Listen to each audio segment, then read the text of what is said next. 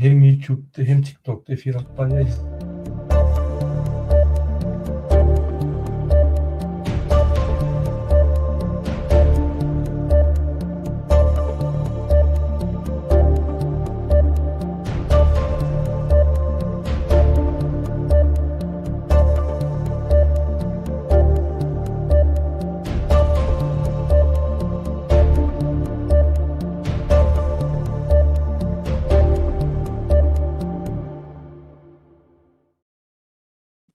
Assalamu alaikum hormatly izleyijiler. Şuň 2026-njy ýylyň 20-nji ýanwary hepdeniň çarşamba güni hoş geldiňiz Türkmenistan Demokratik Platformasynyň kanalına.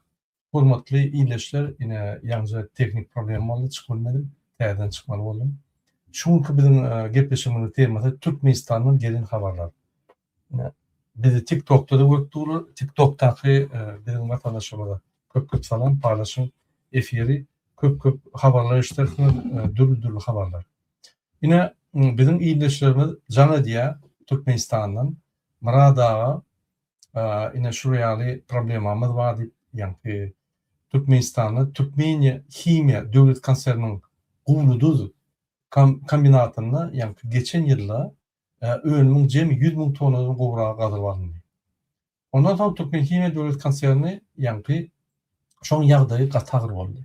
Ine misal üçin şo ýerdäki işleýän adamlaryň aýdyşyna görä ýani şol zawodda 3 tane sech bardy. Ýagny dürlü sechler bardy. Gaplaýjylar, ýükçüler, bunkerçiler, peşnikler. Inni bolsa bir tane sech aldy. Şo bir sech ýani 4 smenada işleýär. Öň biz ýani 9:30-dan 17:30 işleýän bolsak, häzir bolsa biz yani 9'dan 20'ye çalışıyor. Yani 10 saat gün işliyor. 5 günler 10 saatten işliyor. Burada bir tahminen yani 264 saat işliyor. Ayda.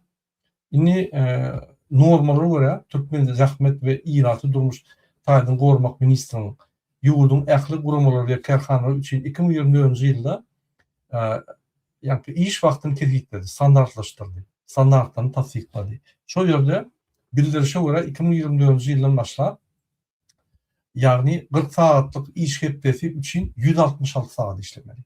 36 saatlyk iş hepdesi üçin 151 saat işlemeli. Häzir şol ýokurdaky aýdan dağıtlarmy ýagny aýdan adamlarmy olur 264 saat işleýär. 10 saatdan günne. Yankı katı ýadyýarlar we aýdyp gördüler maňa Murada şonu sen yankı YouTube'da aýtdy bizim hökümetimiz eşin Serdar Berdimuhammedow eşin şunu bize de kömek etsin diýip ine Türkmenistanyň ýagny Türkmen Kimya konserniň Gowluduz kombinatyna şuraya ýagdaý Serdar Berdimuhammedow sen sroçna reaksiýa bermeden şo ýerde ýokurdan görkezme bar diýär. Yani yine şuraya adamları işletmeli 10 saatden 5 günler. Cemi adamlar 264 saat işliyor. Yani işlemesinden 166 saatten 160 saatte derek. Men şu saatler häzir ýürütip görkezdim yani sırkalarda. Yine şunu görkezmekden bir Türkmenistan'ın bir näçe videolar mesela görkezdim. Hormatly izleyijiler, ümitlerden şuna bir minut. Ondan şol yankı aýdanana gerek. Lütfen. Ine Türkmenistan. Lütfen şu adam ili lideri Türkmenistan'ın halk maslahatynyň başlygy Gahtaman Arkada Ahmad Köpetanyň teginäki ajaýyp günjekde ýerleşen Türkmenistanyň prezidentiniň ahirki atçylyk doplamına geldi. Garaşsyz baky bir tarap Türkmenistan. Öserdirilen ne? Özüne milli lider diýen bir tezda Türkmenistan pulunu oglap beren, öz oğlunu goýup ýani Türkmenistany öz milligine eden öz atlarynyň ýani köşklerini atlarynyň ýanky ipodromlaryny gurup ýör.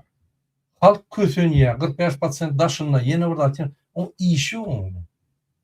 Şu ýaly adam ne milli lider bolup ne ideýasy bar.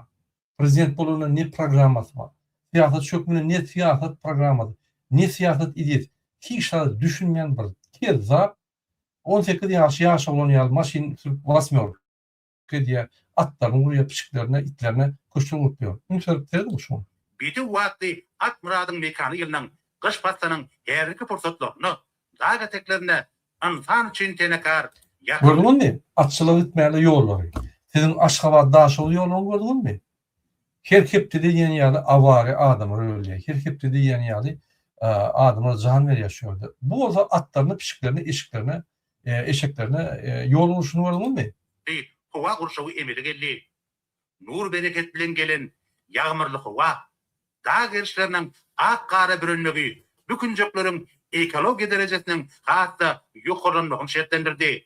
Bunun öyle Ekologiya diye atlarına şert görü diye hovanın en govu yerlerinden, yani klimatın en govu yerlerinden, yani yerlerin en govu yerlerinden öl atlarına, yani ipodromlar, köşkler, binalar uyuyor. Bu ne emcek? Balino diyecek ne emcek?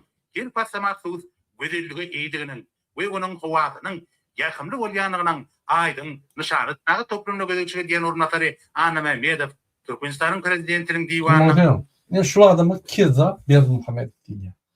Ganhor, Niyaz ve Öldük gelen Türkmenistan'a teröristik akt edip zahvat eden Türkmenistan hükümetini, Türkmenistan devletini son kezzapçılık edip aydım daha edip değerler yani ak çağırır, ak maşinler, arkadaş şehri öğünü yani meçhit turya tohumların ağıtlarını, kalkolları, ağıtları, binalar koydu.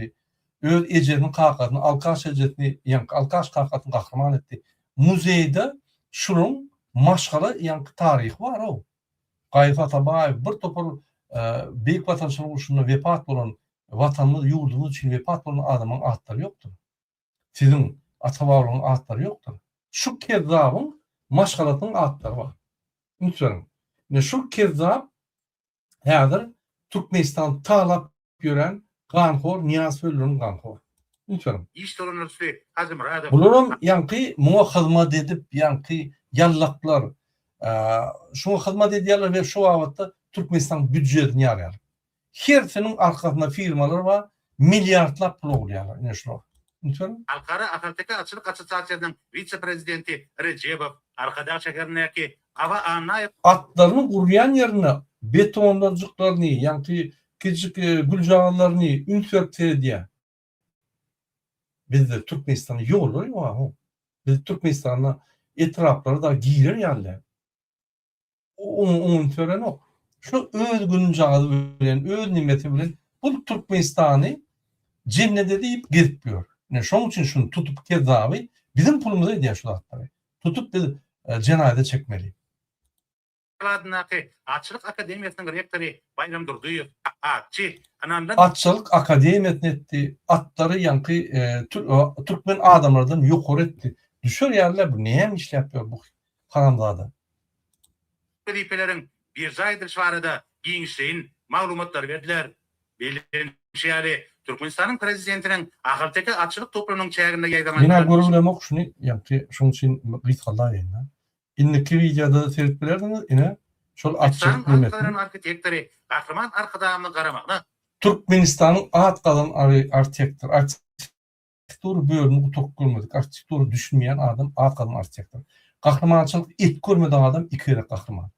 Milli lider, ideyatı, hiç daha yok. Boş kelleri, kepten başka zatların yok. Trevor Pampıyor, öyle milli lider diyor.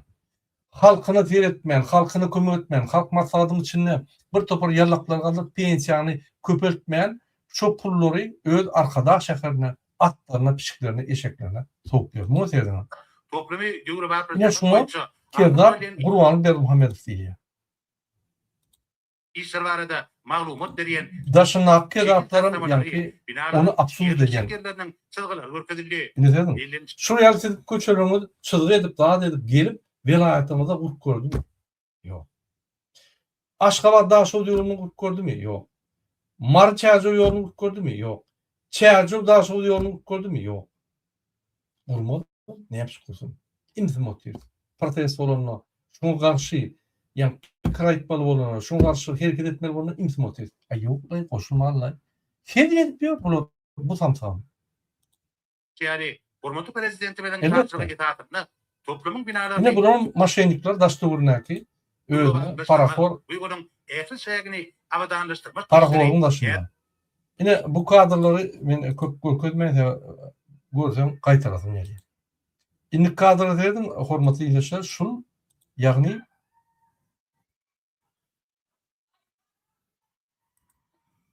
bizim vatandaşımız yaş olanıyor.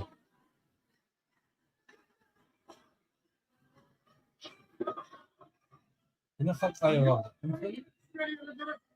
Yine de yaşlılar alaymasa şu yankı yürüyüş niye de oraya diysene hayal edeyim seni. Pardon. Şu pardon. Şurada niye de deyip ya yani bir karar merkezde ipediye bilen okumuyor. Çın bir yalan yönü şu komentarda bir karar merkezde ipediye wordplay'ın öyle. Yine bir başka maglumatı geçeli yine Dugin deyip bir var. Putin şundan ıhlamalya. Ilhamalya pardon. Siyasi ılhamalya şundan. Şu adam nasyonalist. Şu adam Rusya imperiyasını kaldırmalı zat deyip kuruyor. Gelin dinleyelim niye mi diye şu adam? Lütfen dinleyelim. Только победители пишут историю войн. Вот представь себе на минутку, что мы бы проиграли какой-то предыдущей войне. И, соответственно, вся ее история, все ее события, все ее последовательность, все ее эпизоды, все ее детали, все... Şu adam gıykat şaytan da dine utonlar tarihi ya. Yine kurbanı derdi Muhammed'e. Niye söylük geldi hükmedarlı öz tarihini ya. Hakik tarihi yazılma. Öz tarihini ya. Yani şu adamın deyişi. Şu adam şeydi diye. Biz kanunları seyretmeliler. Merkezi Asya, Armenya, Gruzya hemmetine Ukrayna basıp almalı. Kanunları seyretmeliler. Yani biz basıp alsak dine güçlere, yenicileri firi diyorlar. Şunun kanunu, şunun yankı yürüyüş yürüye. Ve şunlar tarihi hüküdüp tarih kuruyorlar diye. Ne şu adam bütün Rus halkını Merkezi Asya bizimki zahvat etmeli. Şunlar öz başlıklar deyip aydık geliyor. Öngülmeyer aydık geliyor bir bunlar. Şunu Salavyov kollap, Salavyov aydı şunu aydı. Şunun için mena aydiyantede köpten beri bizim o garaşlılığımız yok. Garaşlı Niyazov. Ataloğlu sattı Türkmenistan'ı. Vatan dönükleri. Yine 9. Oktyabr'da nime Putin gelmeli. Tomuz uruşu tutmalı, yani Ukrayna'nın uruşunu o zaman çöplep başlıyor. Türkmenistan'ı. Görüyor musunuz? 9. Oktyabr'da hem gazını hem dağını al Moskva bağladık koyuyor. O demek ne mi? Böyle biz Sovyet Soyuzu'na proletarları gelip, yani işleri gelip bizim işin nimelerini açan mı olsa herhalde banditler. Bunlar Türkmenistan'ın alya. Sonun için biz Oktyabr'a çeli kalmasak son kalmak gereği yok. Kurbanlan peşke şöyle bilen peşke kurbanlı Putin'in kulu bilen kurbanın kulu. Kulusu. Yine şuna yer İran'ın Dugin'lik yaptığımız internette görürsünüz. Salavyov Dugin aydiyalar şunu. İndiki videoda terdelim formatıyla işte. Марта Такаева войти в состав Совета мира по сектору Газа. Об этом сообщил Тенгри Ньюс пресс-секретарь президента Казахстана Руслан Жылдибай. Скрывать факт получения такого официального обращения от президента Дональда Трампа после серии заявлений лидеров стран было бы неправильно. Да, президент Касым-Жомарт Такаев одним из первых среди мировых лидеров получил официальное приглашение войти в состав Совета мира, а Казахстану стать одним из государств-учредителей, сказал представитель казахстанского лидера. Он отметил, что в ответ Токаев направил письмо в адрес Трампа с выражением искренней благодарности и подтверждением согласия войти в состав этого нового объединения. Ben size ömüm ayttım. Merkezi Asya'da ömürden dövülü yani Kazakistan, Nemçik. Bir topar Amerikan kampanyaları, Angliya kampanyaları işleyen bir topar yani TV varlıkları var. O benzakalonka olan o önümlerini satıyor. O bütün dünyada yani önümlerini satıp ulu teknolojiler, san teknoloji özkütü. Ben ömür aydıktım size. Görközem bir topar kadrlar var. İndik yapılaşıklarında görközem onu katıyorsuyor. Hatta Serdar Bey Muhammed şuraya övülmeyen etti. Bulmasa Atalıoğlu Türkmenistan san teknoloji üstüreyen adamı internet yok, san teknologiýaň näme gurulmady. Eşoň diýen zadyna gülkiňe del aglasyn elýär. Bir idiotlar, bir bisogatlar, bir diýen zatlar, Vatan programmasyny şo sözleri alyp bir boş uly bir ondan bir roman edip aýdýar bizim halkymyza anlatýar. Ine Merkez Aziýada Kazakistan öňe giden döwlet. Merkez Aziýada hemme ýanky bu köýçüler boýunça Kazakistan öňe giden. Ine şonu Trump ýanky paragatçylyk giňişi diýip ýanky Palestinada gurýar we iň güýçleri, iň bir falkowy bir zat çözülecekleri ve maslahat verecekler soruyor. Türkmenistan yoktur içinde. Ya bu ikisinin atalığı bir gülkünç. Dünya gülküncü. Gelin iyi nazarlarım. İndiki videolara. Yine Türkmenistan. Bu numara tok yok. Bunun 30. dekabr bunu.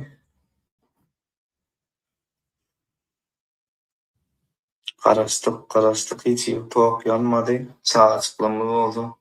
Yine kaldı. Tarihle gören kamilin televizyon duni. Yanmanın ödeme türüldü kamilda. Taşı orayatı safarıma Türkmenmaşı etrafı güneş Türkmenistan gençleri güneşli Türkmenistan'ın karakteriz ofunu tok yok. Cana diyet bilen hiç sayfım ellerini alamak boş. Işıktır. Çağçıkların tarihle vuracak arzu edip yatıp kaldılar. Ben ona çare orada olayım. Bunlar tarihle uniyonu tok olmasa.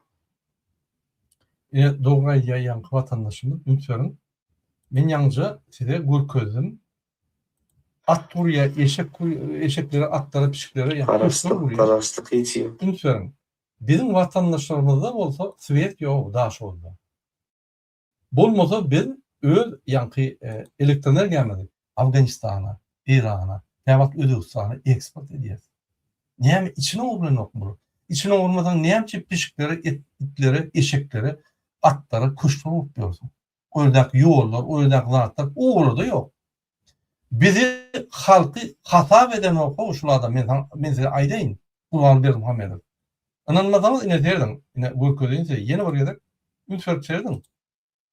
Ine şu adam Ägärki zamanyň tarap lideri Türkmenistanyň Halk Teatrynyn başlygy Gahraman Arkadagymyz. Garaşdyr baky bir tarap Türkmenistan. gördünmi? Ine şu ýere alyp gidilýän ýol super ýol. Näçip? Ya öz var ya, atları var, eşekleri, pişikleri, itleri var şöyle. Şoları gowy ya. Wagt aýdýarym. Şu adamlar şu itçide yok diýip aýdýar. Şu adam bir kovmaly, bir tutup basmaly. Derru. Bizim pulumuz edýär şu atları. Pikretlen öz pulunu ya doğunun kakanyň pulunu edýär. Yok, kakady guturan alkaş. Ejedem kim bilýär kim. Ine şuraya aly Türkmen halkı ağzını yumup otursa ne şuraya bolýar hormatly dinleyijiler. MHM, polis, kadetler ve prokurator köp sağ olun. Halkın gözünün oğudunu alanımız için ve birinip aktivistleri tutup gelir edip basıp korkutup edýänimiz için köp sağ olun. Yine eşekler, pişikler, atlar, itler inni adamdan yukarı boldy Türkmenistan'a. Pikir etmeň siz hata edýär şol adam. Yok. Öz atından sizi gowaranok. Atyny gowarýar. Gerek bolsa basar, gerek bolsa ýygnar, öldürür. Näme edip bilýär? Ýöne ata degmeli. Ite degmeli. Ine şoň üçin ýene bir köp sağ bolun MHM, polis, prokuratura we kadetleriň ýoluşlaryna içiniň işleýän adamlarna siz vatan dönükleri. Gynatan. Siz başga iş atyp bolanok. Sebäbi utanman öz halkyny edip bir zany kezaba ulug edýär. Mundan maskaraçylyk ýok, mundan beter maskaraçylyk ýok. Siz o geljeňizde pikir edäňiz bagışlama sıçtyny geljeňiz. Çağırın geljeňiz, öýdäki geljeňiz hemme siz bara gece yitirdiňiz. Edýän paragoly, haram pulluňyzam 3-nji aýagyň, 3-nji aýagyň, 4-nji aýagyň 100 tane aýal edin çağırın haram diner. Geljeň ýokdur. Köp sağ olun. Bütün halkymyzy şu ýaly daşyrypda işledip şu ýaly haklaryny goraman, adalatsızlykda ýaşadýanlyga köp taýap bolun. Ediledin, köprek edin, mundan beter edin. Türkmenistan ine Oktýabrda Rossiýa geçip gidýär. Watan döwletler siz watany orta araýal edýäňiz. Aktivistler çıkıp Türkmenistan düýedip bir öňe derýal eden ýok. Olar tutanmalýaňyzda gurbanyňa ýol açýaňyz. Bizim watanmady, watan döwlegi orta berýär. Köp sag bolun. Ortaň ýanky sırtynyň aşagyna ýeren soň ýatdardymyz ortadan gelip binalar sede bara. İççe de görmez ýatdardymyz diýç bar. Köp sag bolun. Sana ýokam. Indiki video seyrederiň hormatly watandaşlar, ine men ýalňyjy görüm gördüm ünsüň Guluduz kombinaty. Ine şu Guluduz kombinaty. Şu hakda men ýalňyjy efiriň başynda aýtdym. Şo ýerden işçiler maňa jaň edip, "Murada YouTube'da beräy, bizim arkada ferdarymyz, bizim arkadamyz. Häzir itler bilen, pişikler bilen bolup ýören adam birden bize üns berip, sizin efiriňize üns berip, bize üns berer. Biz birden ýanky gulçulukdan çykar. 256 saat işlemen 166 saat işler kanun boýunça.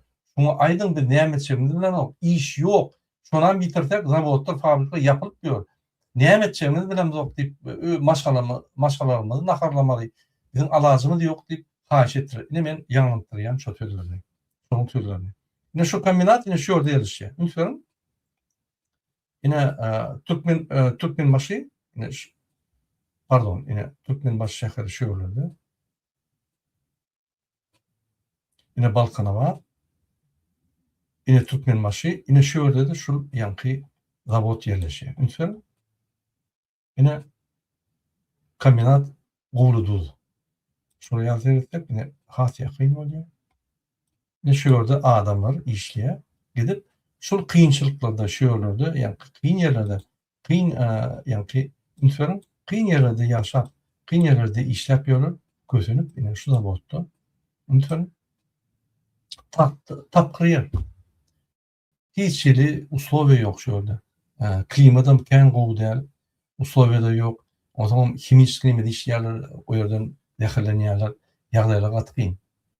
Ine Türkmenistanyň hökümetiniň ýokurdan buyrugy adamlar gulçulukda saklamaly. Men öňe aýdýardım. Ol hökümet ýok. Türkmen gostandartlary, ol inspeksiýa, ministerstwda ahranly porядок ozatlary ýok. Adwada öýler ýok. Bolmasa şolar reaksiýa bermende. Elbetde etme. Ne ünsüň Türkmenistane утвердили норму рабочего времени. Ine norma giydirildi Türkmenistan'da. Ne şu ýerde ýazylgy 40 saatlyk iş, ýanky hepdede 166 saatdan köp işlemeler. 36 saatlyk, ýani bir hepdede saatlyk kontrakta 151 saatdan işlemeler. Şunu 256 saat işleýär. Ard etgödüre, direktora hemmeleri hiç kim reaksiýa bermedi. Opozisiýa çykdylar. Ýene-de opozisiýa çöküp beremede, onu muňa ýazyp, bütün dünýäye ýaradyp, materiallar aýdaýmada alabaly serdar. Ol öz itlerine, pişiklerine, atlaryna gurup ýören, ýanky köşkle gurup ýören adama ola pasajir. Türkmenistana jennete urup, ýanky kepçek tire urup gitýär. Ona adyny tutmaly. Ya kezzap, uturun kezzap. Ine şuraya ýagny Türkmenistana şu standartlar ýyzyrly. Ine şu standartlarym ine şuraya tablica normasynda ýyzyrly. Ine mesele görkezýär. 176 saat bolmaly ýanwarda mysal üçin 40 hepdede 40 saat işleýän ýagdaýynda 176 saat. 250 saat der. Fevralda 28 gün ine şöyle 40 saatlyk hepdende iş normal bolsa 160 saat işlemeli. Egerde 36 saatın bolsa 144 saat işlemeli. Ne şu ýaly ýagdaý. Ine şu tablica norma, производство normal şu. Ne şunu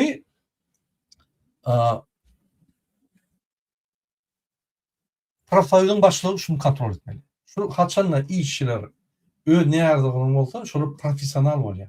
Şu professionalny saýuwla ýürüýdi. Şu adamlaryň haklaryny goramaly. Onda şunu ombudsman goramaly şu haklaryny. Hanı profesyonel başlygy. Näçe biz opozisiýa DVT'nin yol boşluğu, demokratik opozisiya biz bilýärşulatlar bize ýetirýärler. Şunu bolsa gulağını ýanky pakta dıkyp, eşçekkä, görjekkä bolup ýygnaklara gatnaşyp arkada şöhret diýip getýärler. Hani hökümet, hani döwlet? Yok elbette. Ünitlerim. Şu yerde 2024 yılda ýanky iyunda öňkü başlygy aýrylýar. Yani Akcemal Kerimberdieva ve Дурдыева. Yani президент Сергей Бердыев подписал постановление об освобождении. Ünitlerim.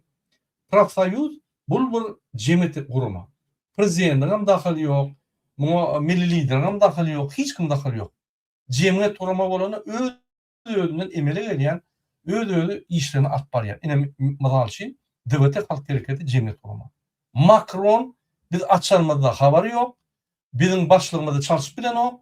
Biz özümüz taýlýak başlığımızda özümüz ýanky ýygnak geçirip ýolumyzy ketgitdiýär. Şol ýaly profsoyuzam şol ýaly.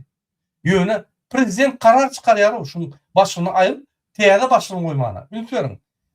Президент Туркменистана подписал постановление об освобождении Акчемал Керимбердиева Дурдыевой от должности председателя Национального центра и председателя Центрального совета Союза женщин. Hatta iki tane kuruman, cemiyet kuruman başlıklarını постановлением ayrıya. Здесь переходом на другую работу. Это решение было принято так. Бывший руководитель Национального центра Ян Каян, Акчемал Дурдыев, был назначен председателем государства объединения Туркмен-Хали. Yani hükümet, yani yerine yetirici hükümet, kabinet ministrinin başlığı Serdar Berdimuhammedov, prezident, yerine yetirici işler alıp barayan adam, cemiyet kurumasından adam alıp öz hükümet kurumasına belirliyor. Yani bu cemiyet kuruma hükümet kuruması yani diye. Düşünen okşun yani büyük ayrıtıyınları şuna yerine yetirici hükümet öz yani kurumaları bilen Türkmen Himediydi, Türkmen Kanalıydı, yine burada hükümetin kurumaları ve bunlar cemiyet kurumaları, partiyalar kurumaları. Ben ne dedim? Şular adat yani şular adat olmalı. Sebebi şunun yoldaşlarını öğüleri saylamalı. Bunu hiç kim prezident utuzlar etmeliler. Постановление böyle.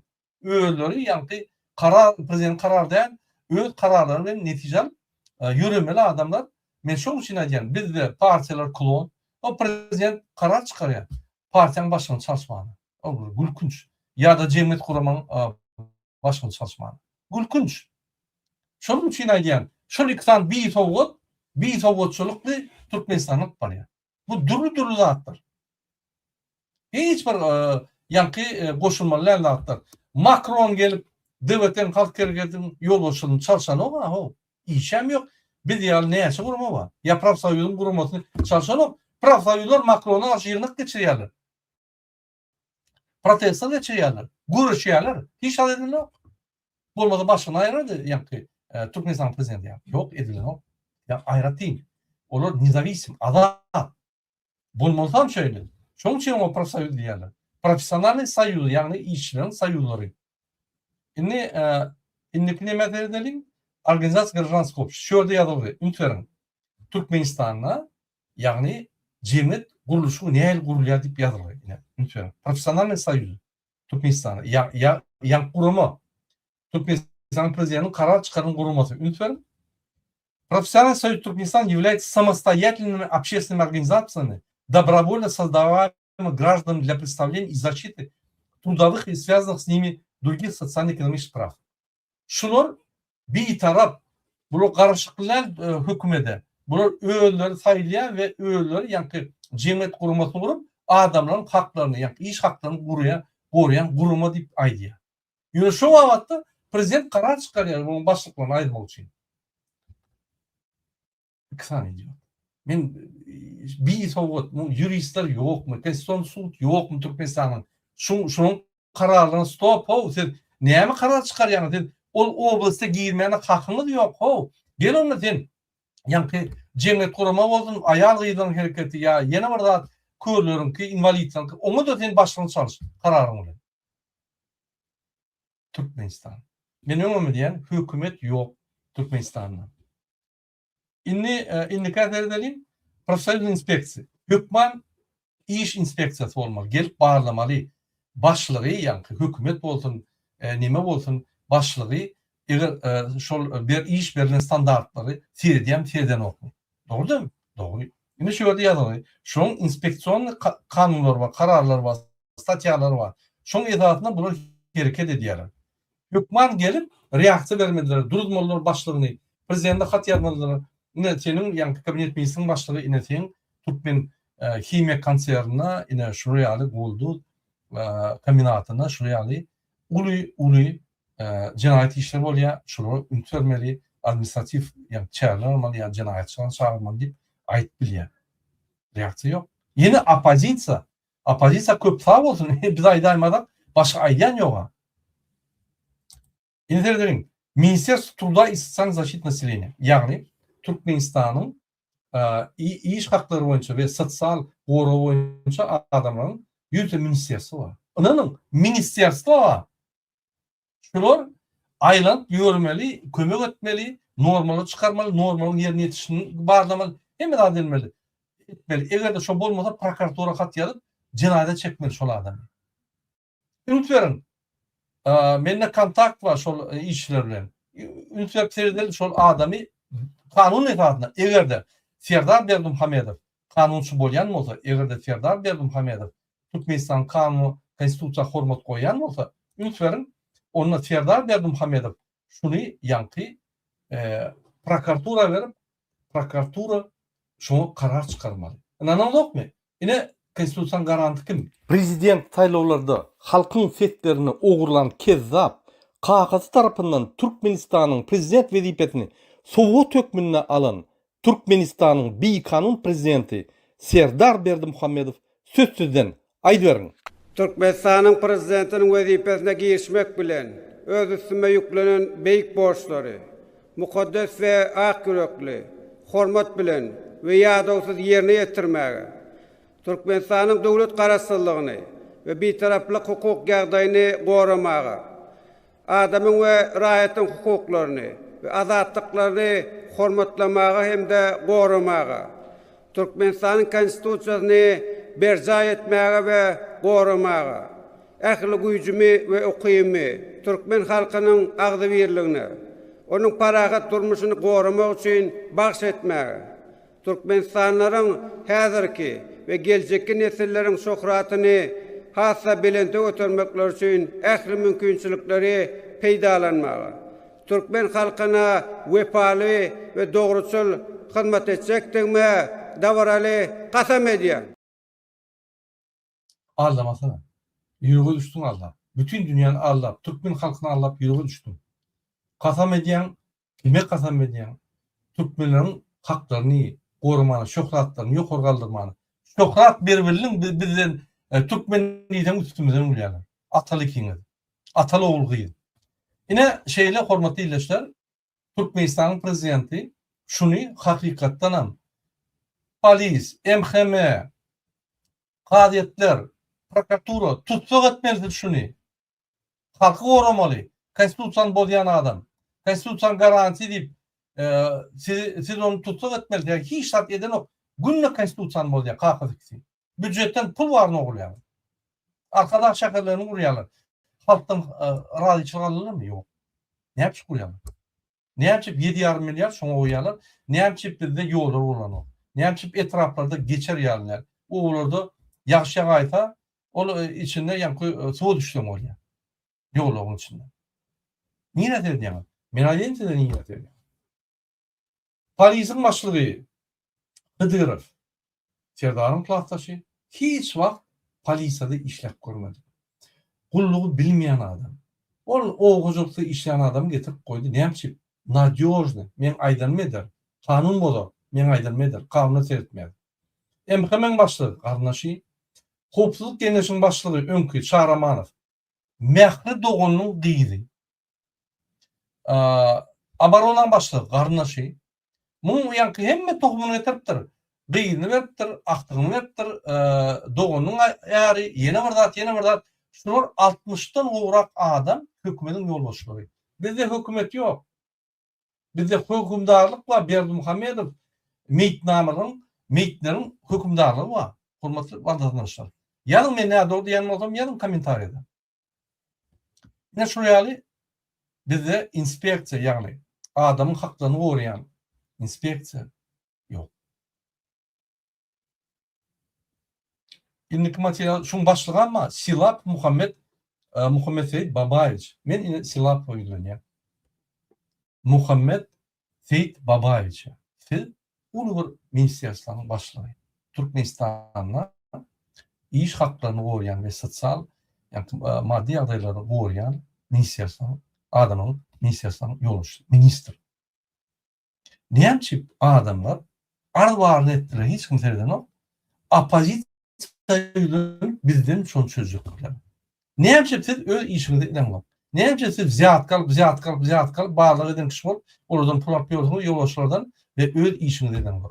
Egerde Serdar Berdimuhammedow hakyky halkyň prezidenti bolmasa derewil şunu basmaly. Derewil şunu ýygnamaly. Näçip sizden o Türkmen Kimya konserniň ýoluşyny derewil aýyrmaly. Näme sebäpli? Adamlar po poложению 166 saat işlemeli bolsa 256 saat işleýärler. Näme boldy? Näme Türkmenistan batdymy şeýle? Näme halky gurşulukdamy? Näme şol ýaly men döwleti dolantyp beremokmy diýip aýtmaly şol ýaly. Serdar Berdimuhammedow ýoluşlar. Aýtmasyň sen bildiň olatlar. Ine biz sana ugrutdyk häzir argumentler berdik. Çäre orada görüp bilýän bolsa. Egerde prezident bolýan bolsa. Adamlar yani Türkmenin şöhratlarını bundan meýnak galdyran gijam günni edip konstitusiýany we adamyň haklaryny goran. Ine size aýtdyk haklary goran. Bir topor şo ýerde 300 goly adam işleýär. Ana goran şu haklary goran. Ne indiki men saýt görkezinde Отдел по охране труда и недр. Шул отделом, yani Министерство дешли. В соответствии с Трудовым кодексом Туркменистана, главная государственная служба Туркменстандарт является учреждением исполнительной власти в области охраны труда.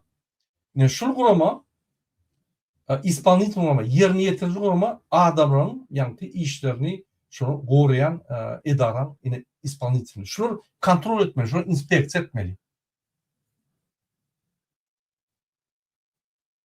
Bunu işleyen, neyme diyen, adamada öldürü yok. Yanaklara karşı çerçil olurlar. Sünnetler yani. Bizim dövlüdümüz benzin kolonka ve çerçi. Benzin kolonka, daşına pul tevhayetlerini satıp, pul veriyor, pulları bulur tavuk çeri geçiriyor. Yine Türkmenistan'ın siyaseti şu. Halk bağır yok, itleri, pişikleri, atları, kuşları vururlar her velayette. Ondan var açarlar, ondan kabinet ministri getirirler, buluşukları getirirler, şöyle ulu yığınak deyip vatan programatını koyarlar. Yani etraflarda oğurlar, yollar. Velayetlerin ardına yollar. O 34 yılda Türkmenistan velayetlerin ardına yollar olup bilen o. İnanmazsanız hakiki hepte de bir tane avari olup 5-6 adam ölüyor. Oğlum hiç. Şurada bankrotlar 34 yılda manadın hümmetini saklap bilen oklar. Näil döwletiň watyň manadyn, ýörýän manadyn hümmeti ýok. Mysal üçin alt görüň bir padşahny. Pul berýär, oň hümmeti ýok. Ýüzüne tükürerler. Bizim sizin ýüzüňize tükürýär şoň üçin. Siz prezident däl, siz milli lideram däl, siz gutolan kezzaplar, Niyaz öldürün ganhorlar. Kezzap maşgala, kezzap çüýrük maşgala. Keçepe diýdi, keçem diýdi. Kezzap çüýrük maşgala. Hep keçeyim diýmeli. Ne şunu ýaly? Indiki material verdim, hormatly dinleýär. Ne şoň sentralny ofisy var. Sentralny aparatyň başlygy Muhammed Guly, Hadjaquliýewich, Hadjaquliýew. Ne şul adamam ýanky Türkmen standartlary baş döwlet gullugy. Ne şul ýoluşdy, ne şul adam. Hadjaquliýew, Hadjaquliýewich, ýanky Muhammed Guly. Yine hormatly Türkmen Kimya konserniň godu kombinatynyň işgärleri. Men size bilýän, ne şu adam Hacı Guliýew bize kömek etmeli adam. Bul etmedi. Bul etmese Türkmen Kimya başlygy bize kömek etmeli adam. Olam etmedi. Olam etmese ýa Silap bize kömek etmeli. Adam haklaryny, adamlaryň iş ýagdaýyny gorayan adam Silap ve ministr kömek etmeli. Olam etmeli. Olam etmese kabinet ministriniň başlygy Serdar Berdimuhammedow size kömek etmeli. Olam etmeli. Olam etmese prezident, Türkmenistan prezidenti, konstitusiýanyň garanti, Türkmenistanyň konstitusiýa adamyň haklaryna ün söp iýerleýän adam şol ministrler belliýän, şol adama karar bilen belliýän adam bize kömek etmeli. Onu näçe Türkmenistan döwleti ýok. Anan bir ýegeni, gyzy, ogly, ýa-ni Gurbanulyň aktygy bir zady bolsa derlew çözülýär. Moment ýöne halka bir zat bolsa çözülmez. Anan atlara, pişiklere, itlere bir zat bolsa moment çözülýär. Şekiller gydyldan ýa-ni olar goýulýar, ýollar edilýär, ýürüýte şoluň köşklerine barmana. Näçe? İççe gören. Ine şuňa MHM, polis, kadetler ve prokuratura maşenniklara, teröristlere köp sağ bolun Türkmenistan'ı şunu koda getirin siz. Onu da ora butonun keda. Şu kezaplar halktan gorak gelýän ve halk hakikat aýtsa basyp gelýän gurumlar siz. Siz hem korrupsiya, hem maşennik, hem vatan dönükleri. Men başga saýdym deme. Nädär bolsa da ýazyn kommentarda men MHM işgäri, men vatany satamok, men Gurbanulyga hyzmat edýän, men halka hyzmat edilemok, men mejbur diýip ýazylýan. Ýazmaz. Siz gowusy halk ejizje, halk güýjüne ökelenok, imtin etmiyor, sabır bokmuyor, dip girip geçerdiler. Ta arartım odan. Öldürürdüm odak gidip, vurup, hakikat aýan üçin. Gurbanuly kezapçylyk aýan üçin. Bütün dünýäni ağlayan üçin, niyaz öldürün üçin tutum bilen. Sebebi? Näme diýsem? Özüňi diýin, öz atdyňy diýin. Indiki maglumata edelim. Indi hormatly ilişler, men başga dağıtlar size gurun bereyim. Bundan başga maglumatlar bar, Türkmenistandan gelen. Gelin ese şu arada gurun bereyim.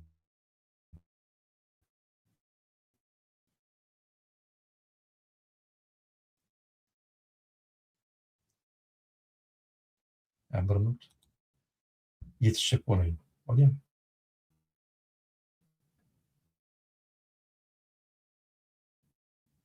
Bir minut.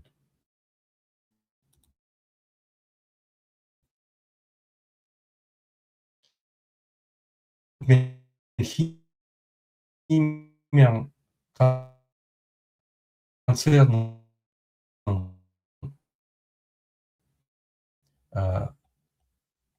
şöyle bolup geçen bir kombinatyna bolup geçen dağıtlar size gurulmadım. Şöyle gulu kanser Türkmen kimya kanserinin gulu kombinatyna bolup geçen dağıtlar gurulmadım. Indi bir iýdigidir. Dünyada dağıtan ýol boşuna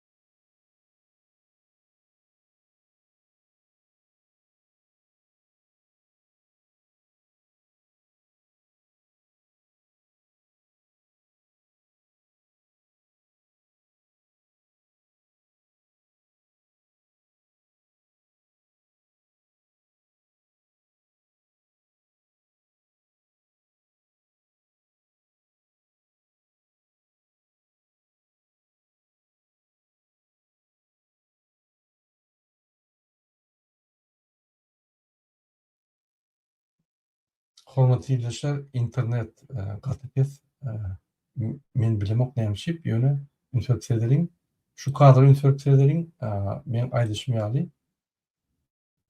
Ene öň ýadynda bolsa Serdar Berdimuhammedow şu ýaly ak stolda oturýardy. Öňler ýadynda bolsa. O zaman bizim bir vatandaşymız, men ýalňyşmasam Farhat Memankuliýew şu oturan ýerine ak nemede tualet oturan ýaletdi bolýan, bulum kagazyny sögüşdi. Men üstüme halk gülýär. Tem oturan ak stoluna oturulýan gatlaryna doňdurulan kompýuterler bar. Orada hiç wagt işlem yok. Men stolumy Italiýadan alyp gelip başka renkli stol koymasam halk üstünden gülýär diýip ýa-ni gurmanlaýdy. Ondan soň ine şu ýaly ýa-ni bu stol aldy. Şu ýaly. Şu stol ýöne far renkli. Italiýadan alyp geldi. Ine bular şol hatları diýilýär. Bular halka kömek edýän ýa halka bazat edýän diýip o hatları diýilýär. İnniki maglumatlar diýilýär vatandaşlar. Bir minut.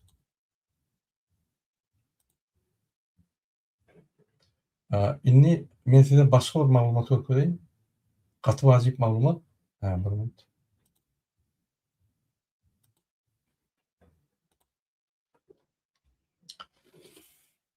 Şol Serdar Berdimuhammedow ýalňyja stol öýtgedimi? Şol adam ýagny ýynak geçiren.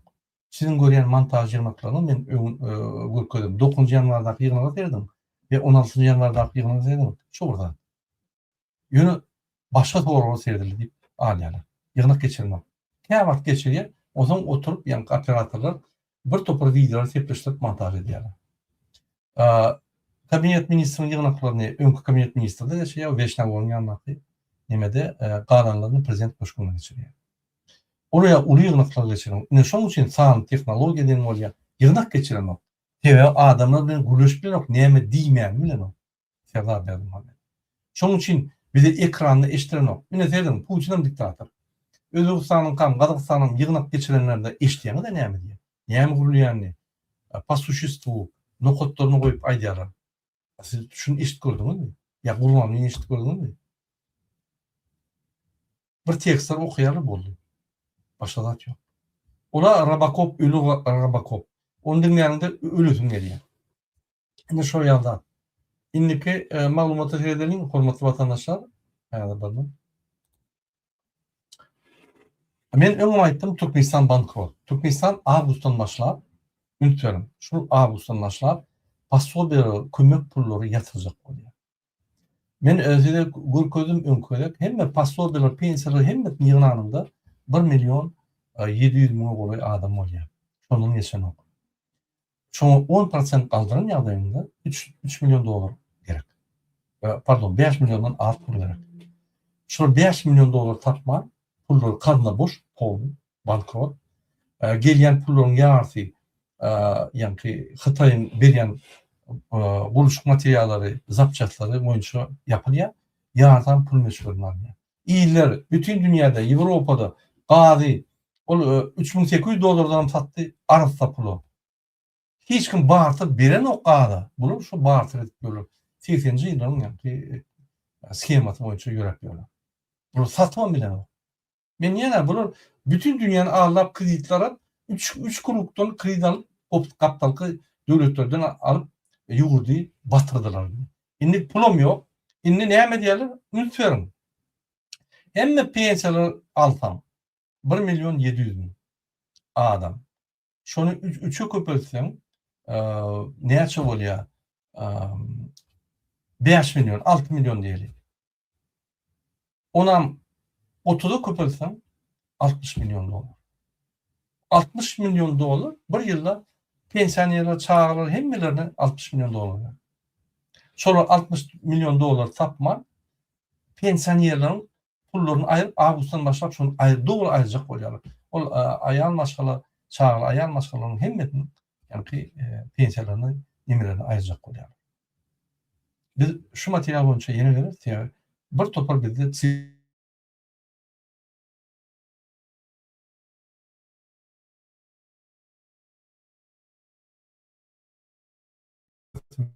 grafik siz görür ýaly, düşünür ýaly.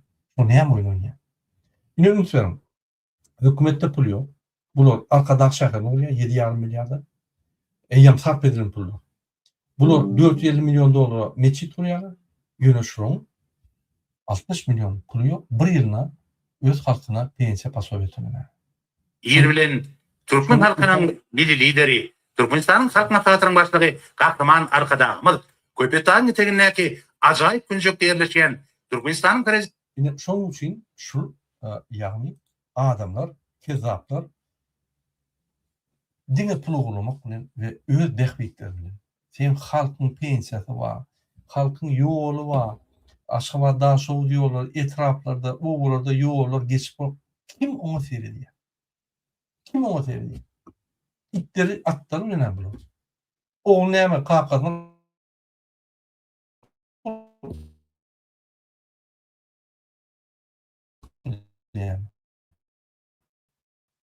ol it at böşükleri ury. Ýer bilen Türkmen Ine şoň üçin hormatly dinleýişler, biz şunu tutsak etmeli ayırmalı. Başka aracımız yok. Bizim başka yolumuz yok. Şunu ayırmasak hiç bozma Türkmenler ösmez, hiç adam olmaz. Şoň üçin Ağustos ayından başlap pensiýalar ayrılacak. Pensionerler, yani köp çağlı ayarlar, ayarmaşılar, çağlı ayarmaşılar. Siz orta çıkmasanız şunun kesilýär deň. O niyaz kesin vakti yadınızda bolsa kesilýär. Sizin kinam keserler sebebi bular ekonomi etjek, bular pullary yok. Kadına boş. Kadına bolan bolsa bular onu nime derdiler? Kaldırardylar. Men ýürüten materiallardır pensiýalar boýunça, aýlyklar boýunça bir topor sifrlar geldi. Onu bir aýratyn bir ýanky makaly hökmüne goýbermesem sebebi köp wagtyň galýar. Ine bizim watandaşlarymyň pikirleri kaçanlar Türkmenistana gelenler şeýle diýerler.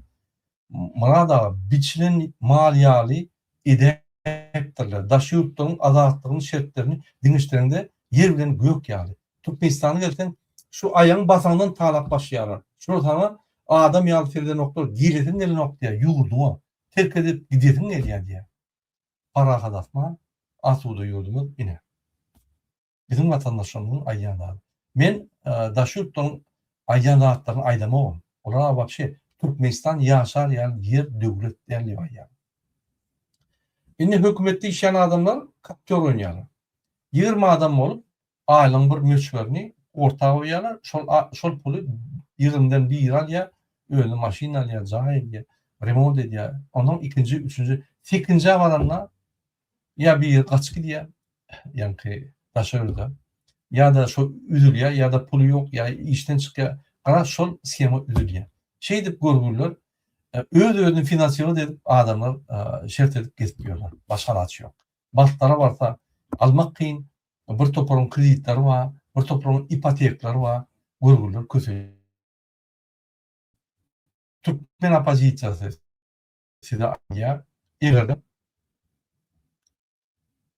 internet hafet, men internetde ýer bilen Türkmen halkynyň biri indiki çykyşyl men internetim oňurum. Watandaşlar şu edek başlap bilerler. Ine Türkmen opozisiýasy size aýdýar. Açanda bir utanýar demekler. Edil bir aýyň içinde hemme sizin kreditleriniz hesap edýär. Hökümet berýär. Sizin gunaňyz ýok.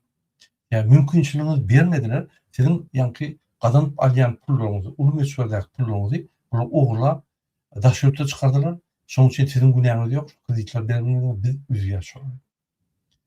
Pensionerlara men öňkay dişim ýaly. Biz 10 sagat nimeleri 8 sagat o ağlayanların, pasoyların, uğram kaldırıyor. Ummasız etsanlar ya. Şoň üçin siz dastoyna ýaşar ýaly eder Türkmenistanda. ýer bilen Türkmen halkynyň Ýöne gurbanyny aýdyp dur, ýani. Ine şeýle ýagdaýlar. Gelin efir dowam edelim. Hormatly dinleýişler. Ünferin men şu edip inni bir kezzap bardy urunjak bolýan. bu ýerde Türkmenistanyň atlaryň arkitektori Gahraman Arkadagymyň garamagyna toplamy. Men bir adam urunjak bolýan.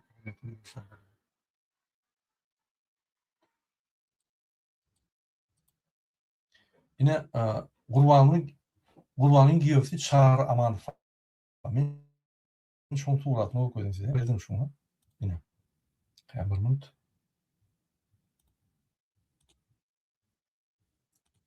Yine Ünfer'in şulardan Ünfer'in hormatly ilişe yine şu Çağrı Amanov. Ýadynızda bolsa öň şulardan Gurbanlyň ýanky kömekçisi boldy. Şulardan öň ýöneköy ýagny oğuçulugyny işleýärdi. Şunu Gurbanly getirdi sebäbi Gurbanlyga gaty münasip. Şulardan Gurbanly ýadynızda bolsa hopsuzlyk genişletdi. Biz 15-nji ýyllarda 2022-de protest geçirimizde Gurbanly açyk etdi. Şulardan vilayetler yapıp daha edip arkadam arkayım bol men goran dip öz garnaşy şu.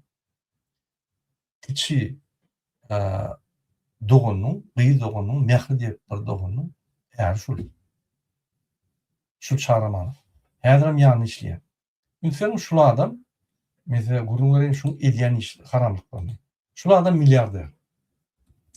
Hojar Azia diýip bir kompaniýa bar. Oňam ýolbaşçy Muhammed. Şu Muhammed öň garpygaň satyp ýören adam. Ýola muny polis tutýar, iş polisiýe düşýär, MHM düşýär. Şöyle olar bilen tanışyp, ýuwaş-ýuwaş ýangy tanışygyň bilen Çağrı Aman bilen işläp başlaýar. Çağrı Aman şuň bilen obýektler alyp, şuň üstüne ýanky obýekt alyp, Hojar Azia kompaniýasynyň bilen 6 milyar dolar Londona ýerýär. Ondan Dubai we ýanky Katar ýerýär. Hemme pullar Dubai bilen Katarda. Biz onu Amerikan yani şu Çağrı Amanov milyarder. Pikir etmeyin şu yallaklar vatan dönükler yok ho şu pul kazanıyor milyarlar pul kazanıp Gurbanly şoň üçin burayı Gurbanlyga hyzmat edýär. Yani Gurbanly milyarlara mı diye bölgene mi diye. Bunu mecbur Gurbanlyny saklamak. Şoň üçin Gurbanlyň daşyna. Yine şu kezzaplar milyarderler. Hojar Azia kompaniýasy bilen şular Çağrı Amanov Dubayda milyardan saklaýar. Diňe Londona çıkaran 6 milyardy şonu Dubai bilen Katar'a getirdiler. Inni Ünferin Gurbanly kardy ödýär hem ýerde, Çağrı Amanov kardy ödýär. Dubai'dan, Katar'dan, Saudi Arabiýadan o döwletlerden ýol gurjak bolýar. Türkmenistan'a yol kurmak için yine 1 kilometrine takminen 350-400 milyon dolar gidiyor. Bunun olsa hükümetten 2,5 milyondan 5 milyon dolar çelik her 1 kilometre pul alıyor. Mesela 10 esi. Ondan geçiyor. Yine bütçetin pulu niye gidiyor? Yine sizin pulunuz niye gidiyor? Konvertasyon pulu, sizin pulunuz niye gidiyor? Siz Gulçulukda 256 saat işleýär. Bu haramdadırlar. Yine Çağrı Amanov 6 milyarda bir oğladı. Diňe bir zelkat 6 milyar. Yine oğurlap ýanky gidip otyr. Häzir daşyrykda pul berýärler. Bir 3 milyar berýärler. 3 milyar alsalar ýol oňurjaklar. 3 milyardan hakyky 300 milyon berýär. Şoň 2 milyar 700'nü kakýar. Yine biznes. Şoň üçin Gurbanlyň ýanyna diýe hökümeti saklaýar, ýa korrupsiýon hökümeti. Hükümette işleyenler bize hizmet eden o. Bunun maşenlikler. Bu torun kezzaplar. Bizim pulumuzu uğurlayalım. Yol uçsam kim? Serdar Berdi Muhammedov. Ne yapacak Serdar Berdi Muhammedov şunu işletiyen o? Sebebi Gurbanlyň ayal jigitiniň mehriýiniň adamsy ýanky. Ne şu kezzap. Çağrı Amanov. Ine hormatly ileşe. Biz pitikler barmak basyp göködýär, hiç hat bolmaz. Eger prezident bolamasa, insi jigiti, uýaty, dogony, gyý dogon bolamasa da tutup basardy. Onça milyarlap pul bolsa. Nämedir? Bir namsyal ýetir, ýüzün padoşa çykýar, çäraçýar, ýygnak geçirýär, Rabakowa öňkýaly. O bir namsam näme diýär? Gurbanly berdim. Ünsürim. Pustoy maşyny iýerýär, ýa boş maşyny iýerýär. Näme ataka wam halkdan ýokmy? İlk kameralar seýredýär. Yolla bağım şunu atak edýän zat. Eger hem zat gülýär bolsa, ýa ahranat bilen çykýar. Hininden sıçan ýaly. Ine sizin milli lider. Kim şu milli lider diýen bolsa, ine sizin lider. Ýene bir gezek köp taňar ýakyndan ýan, ýagny MHM polis